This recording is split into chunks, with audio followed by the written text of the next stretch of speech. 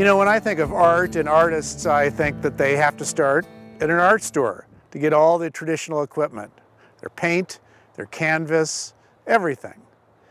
But there's a local artist, Jason Waldron is his name, and his art store is out here in the woods.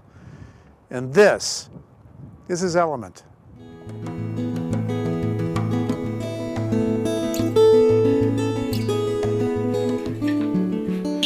My father worked with wood and construction, and you go to work with him and you get those smells, and you get the his appreciation for the characteristics that wood has, even in just basic lumber, and but beyond that as well. And then growing up here in Bend, Oregon, off and on, got a real appreciation for the specific types of woods that we have here.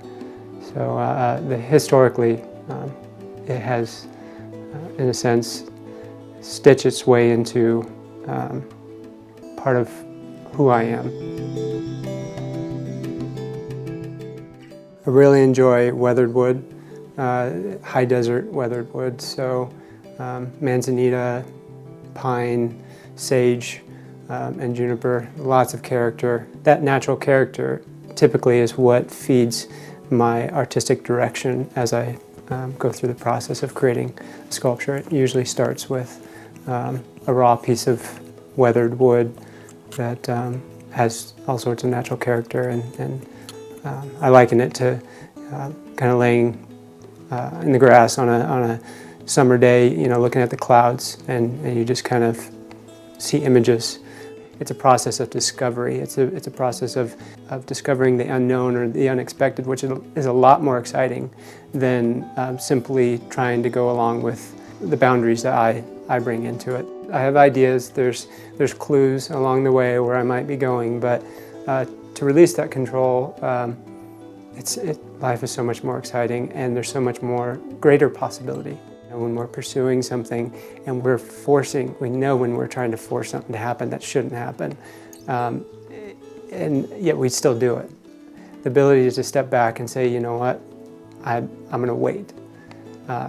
Especially now in our culture today, that's a hard thing to do, is to take a deep breath and wait and trust that the right piece is somewhere. And sometimes it just takes that big deep breath to say, okay, maybe that's not the right thing.